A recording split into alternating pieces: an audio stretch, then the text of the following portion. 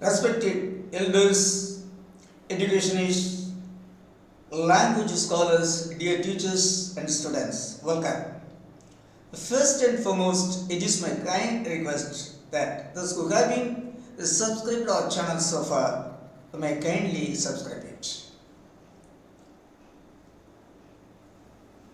Dear students and elders, today we are going to see the strength of virtue, that is the assessment of the strength of virtue. Under the chapter 4. Today we are going to see only 5 couplets in this class. Under the chapter, the assessment of the strength of, the power of virtue. Let us see that.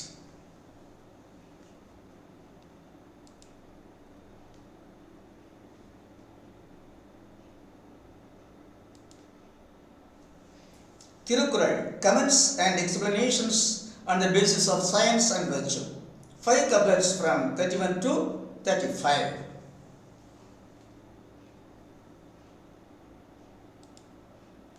Chapter 4. Assertion of the strength of virtues, that is the power of virtues.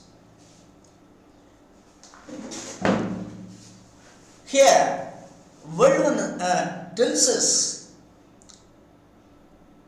what are the various kinds of powers of virtues? What are the ways in which virtue would glorify human life? And what would be the demerits? What would be the demerits that we may have to meet if we disrespect virtue? Okay, let us see the 31st couplet. What profit can a person obtain greater than virtue? What profit can a person obtain greater than virtue? The glory and prosperity does gain. What profit can a person obtain greater than virtue? That virtue, glory and prosperity does gain. Here world one, the question says, dear human beings, dear man, what profit you can gain, you can get, you can earn, which is greater than what profit you can earn, which is greater than virtue. It says you can't earn anything else, any powerful human values other than virtue, because the virtue is such a strong one. It could bring glory and prosperity. Virtue is such a powerful weapon. It could bring glory and prosperity to human life. So, what else you are going to earn without earning virtue? So, lead a virtuous life. It would automatically bring you all sorts of human values to you. That's all. Content. Virtue only would glorify man, both while alive and after demise. That is, virtue alone has the capacity to glorify a man, both at the time of living and after death. Such a powerful thing, such a powerful weapon with full of meritorious richness. So, embrace virtue, obey its commands. Explanation. Virtue earns fame and prosperity. Is there anything else greater than virtue? No. There is nothing greater than virtue. So, a person possessing virtue possesses all glorious things, not only while alive, but also after demise, after death. A person who leads a virtuous life would be remembered, would be honored at the time of living, not only at the time of living, but also after his demise, after his death. This is the message of this 31st couplet. That is, Vallabhan wants to tell us, what profit can a person obtain greater than virtue? That glory and prosperity does gain. As virtue is capable of bringing all human values, we should follow it. We should obey virtue and lead a virtuous life. Okay?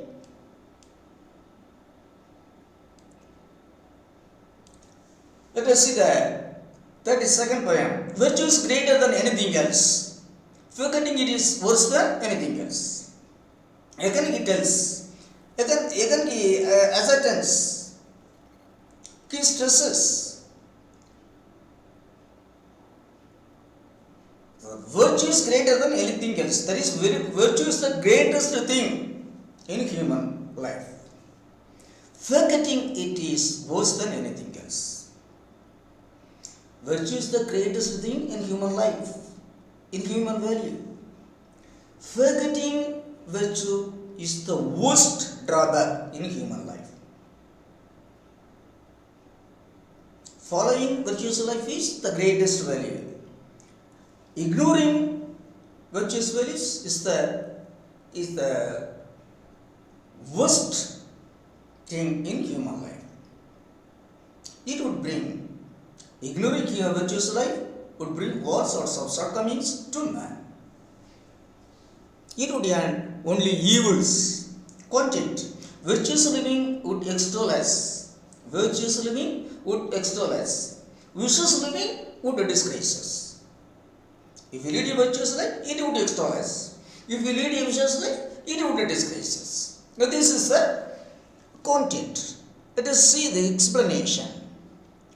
Virtue is the greatest human value in the world. Virtue is the greatest human value in the world. So doing virtuous deeds would earn glory, and forgetting it would invite ego. Doing virtuous deeds would earn glory, and forgetting it would invite ego. That is, man should understand the products of leading moral and immoral life. That is, man should understand the results of living moral and immoral life. Moral life would earn fame and name, glorifying the life lived. Moral life would earn fame and name, glorifying the life lived. Whereas immoral life would show the world what a poor and pitiable life a man led. Hence, so, respecting virtue and leading a life as per the norms described by virtuous writings would bring value to the life we led or we lead or we are leading. If we lead a virtuous life, it would be glorified by great writings of the world. Leading an immoral life would bring us disgrace. If we lead an immoral life, it would bring us a disgrace only. So if we want grace, if we want to be glorified, if we want to be remembered, we should lead a virtuous life. Virtue is greater than anything else. Forgetting it is worse than anything else. Virtuous living would extol us. Vicious living would disgrace us. Okay? Let us see the 33rd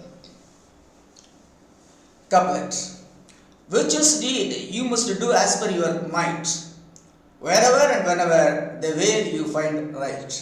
See, whatever he says a peculiar thing. That is, he says, virtuous deeds you must do as per your might, wherever and whenever the way you find right. See here, what Baldwin wants to tell us is, see, he divides life into two kinds. One is a family life, another is the life led by hermits. So he says, do the virtuous deeds, do virtuous things as per your strength, according to the strength of your mind, according to the strength of your mind and the body. That is the differentiates between a family man and a hermit. But this view of a worldly man is not an acceptable one according to myself. According to myself. As far as myself is concerned, human is one. Human being is one kind. So all human beings might have one kind of character, one kind of virtue.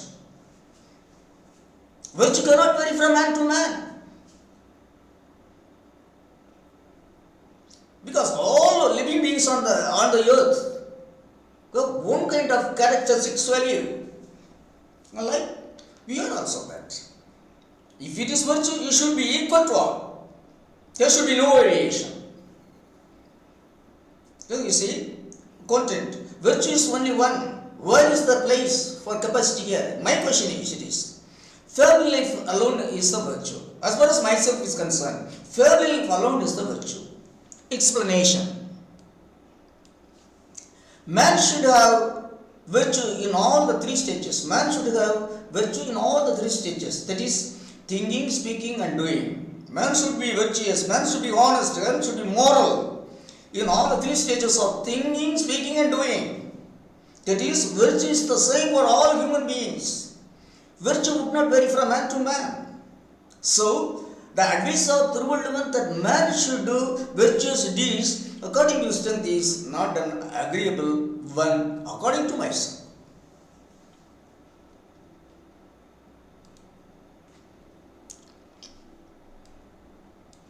In this couplet, Valluván intends to divide virtue into two kinds. He divides virtue into two kinds. One for the family man, another for the hermit.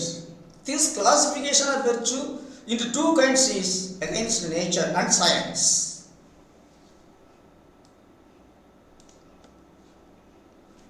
Only family man is a virtuous man. A man calling himself as a hermit is a fake one, hiding in either saffron or whitewood. The man who runs away, ignoring his responsibilities of looking after his family.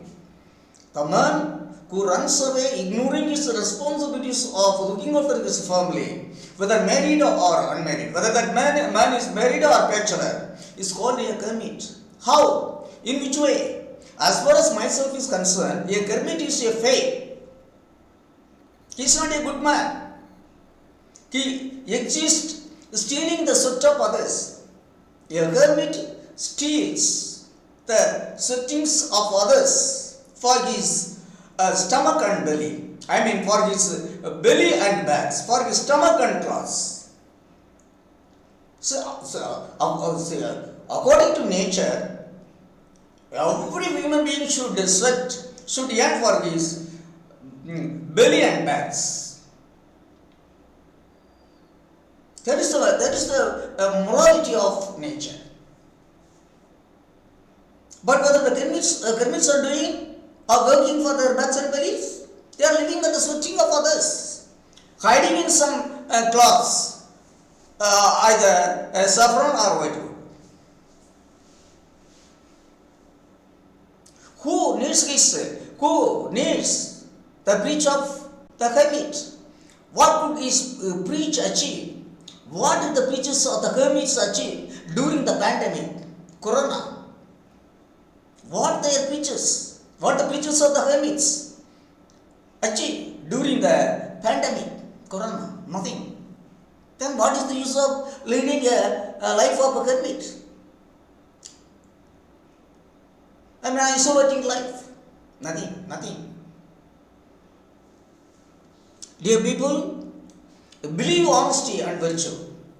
Don't become a prey to the so-called hermits hiding the saffron or whitewood. Don't believe hermits.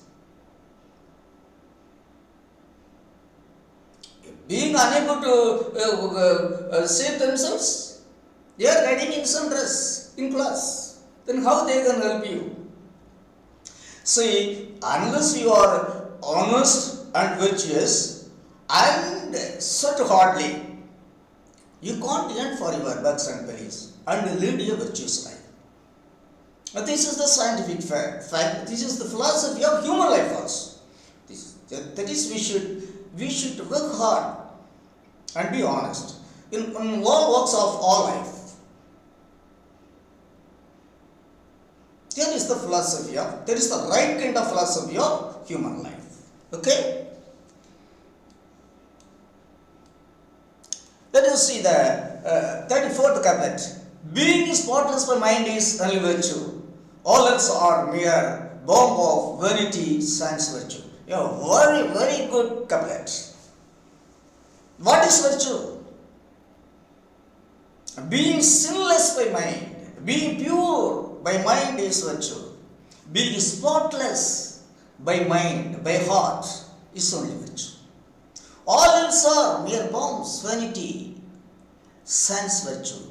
All other things are mere pomposity and vanity, without virtue. Being spotless by mind is only virtue. All else are mere bomb of vanity and virtue. Being pure by mind alone is virtue. All other things, all other activities are mere pomposity and vanity, exposing their, brownness, exposing their pride. Content.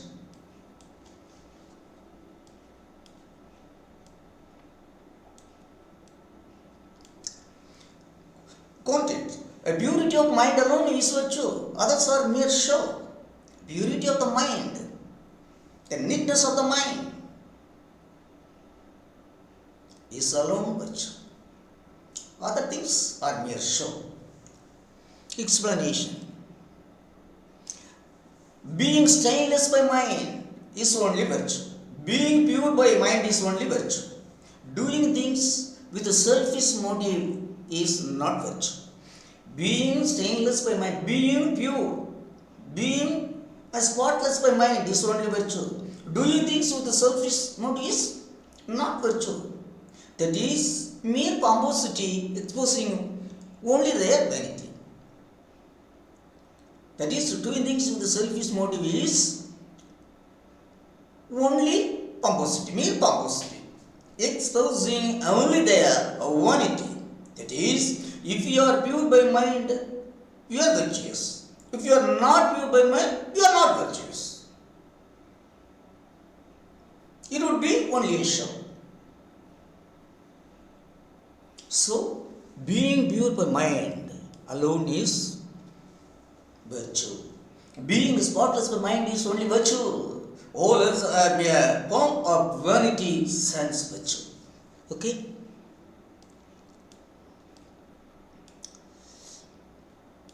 Let us see the 35th couplet. Yeah, very highly meritorious couplet. Here, Waldman brings out the four weaknesses of human nature, human being, the four weaknesses of human nature. That is envy, lust, wrath, and evil speech. The four evil elements of human beings. Let us see the couplet. The four envy, lust, wrath, and evil speech are demerits, affecting virtue's merits. These four elements. The four envy, lust, wrath, and evil speech are demerits, affecting virtue's merits.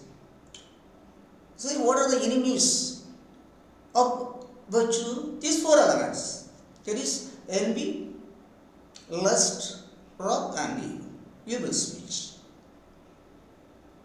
If a man overcomes these four evil elements, evil temptations, then he would be greater. He could earn greater human values. Content. Behaving, overcoming malice, desire, anger, and evil speech is virtue. What is virtue? Behaving, overcoming malice, desire, anger, and evil speech. We should overcome that. If we want to be virtuous, we should not entertain on any account malice, desire, anger, and evil speech. We should avoid them to the maximum extent. Okay? See explanation. Let us see the explanation. The conduct which is free from malice, desire, anger, and bitter speech is virtue. That is, the enemies of virtue are malice, desire, anger, and bitter speech. These are the four enemies. These are the four diseases attacking virtue. Behaving without these shortcomings is virtue. A man behaving without these four demerits, four evil elements, is virtue. So, let us eat these evil elements when they come to eat us and behave wisely. So, dear students, dear elders and teachers, we should eat these four evil elements when they come with full power to eat us. They are temptations. So all these four elements are nothing but the temptations of our body. It is mainly of brain, mind. These are the diseases of the mind. Malice, desire, anger, and evil speech. Evil elements existing in the mind. We should overcome them. We should throw them out. We should drive them from the mind. Okay? Again the poem. The four: envy, lust, wrath, and evil speech are demerits affecting virtue's merits. They should be overcome.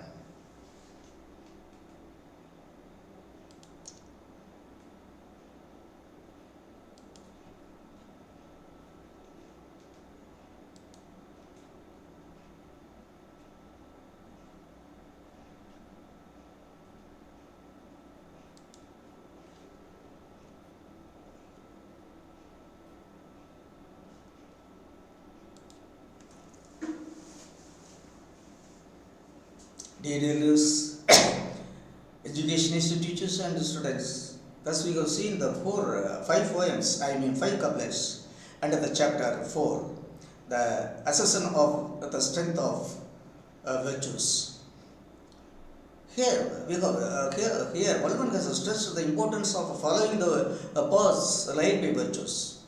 What human values we would gain if he follows the right paths laid by virtues, and what are the demerits we will be getting, we will be earning if we disobey or ignore the immoral ways, the moral ways laid by virtue. So, let us follow the virtuous ways laid by morality and earn names, human values, both while living and after our demise, after our death. For having been born as human beings, we should earn human values. Even though if you are not able to earn great human values, we should not earn demerits. We should not earn bad names from the society. Such a life we should lead. That only bring greatness to our parents.